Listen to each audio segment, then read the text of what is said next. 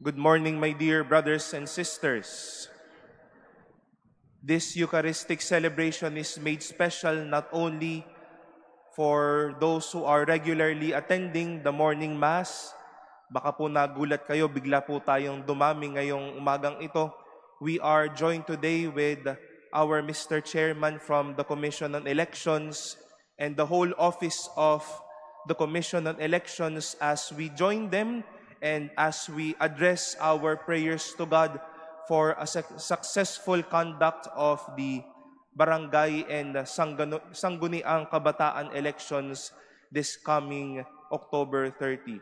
Welcome po sa inyong lahat. Palakpakan po natin po sila.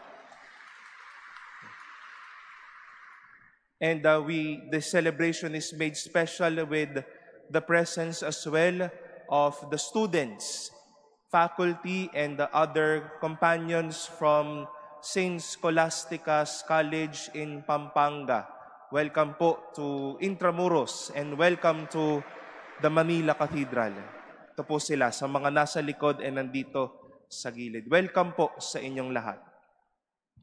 My dear brothers and sisters, I know it was once a fashion statement that at least a lot of us were able to make use of statement shirts. More than the cozy designs, a lot of manufacturers or makers would come up with shirts with a catchy and at least a simple word to attract someone who will behold it. I was once given from a certain Catholic group a statement shirt that would say these words: "You matter." Mahalaga ka.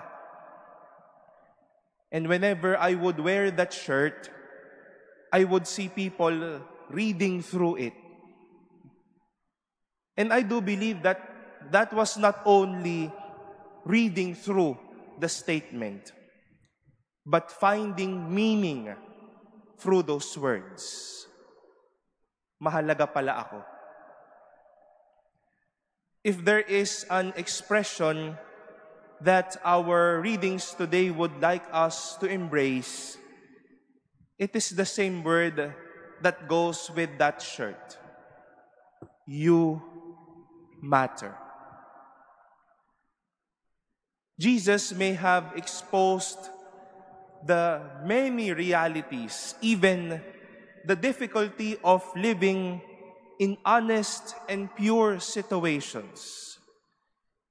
Jesus expressed how a disciple should live truthfully.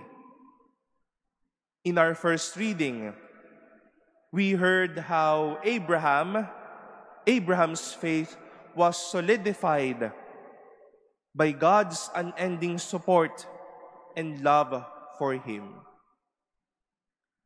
At the bedrock, at the bottom of all these human realities, of our perseverance to be pure and honest, our desire to serve, our desire to be real and whole in our actions, with all that may crush our heart, with all that may twist the heart, there lies the reminder and the truth. In God, you matter.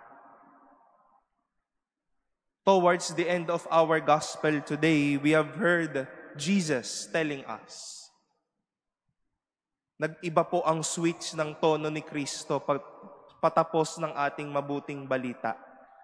Nakakatakot nung una, nakakabagabag, pero sa dulo, He would tell us, are not 5 sparrows sold for 2 coins? Yet not one of them has escaped the eyes of God. Even the hairs of your head are counted. Do not be afraid. You are worth more than many sparrows. My dear friends, God loves all His creatures. God knows even what His creatures are facing. Hindi naman bulag ang Diyos sa pagsubok na ating dapat isinasabuhay at mga pagsubok sa buhay.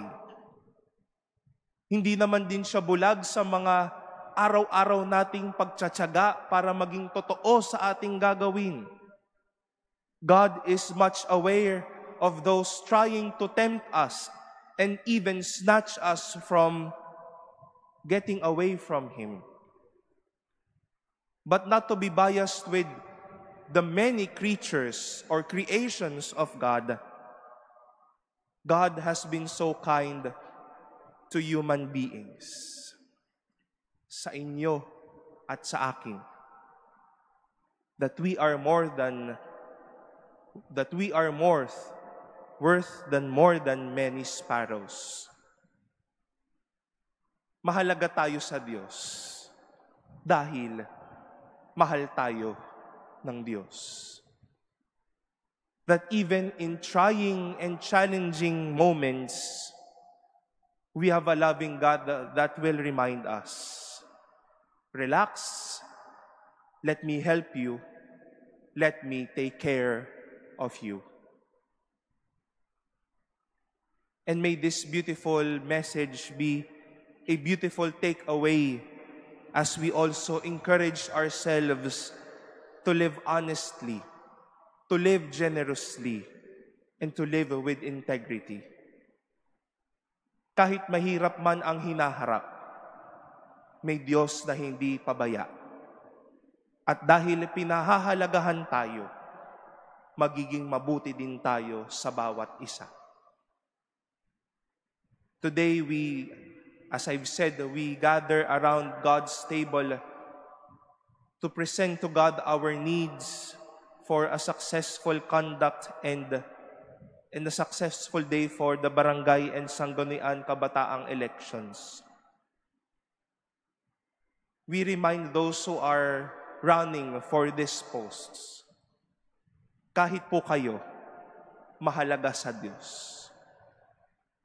At palarin man o hindi na matuntong sa mga posisyon na iyan, kung papaano naging mahalaga po kayo sa Diyos, sana po yung paglingkuran ninyo, pahalagahan ninyo din.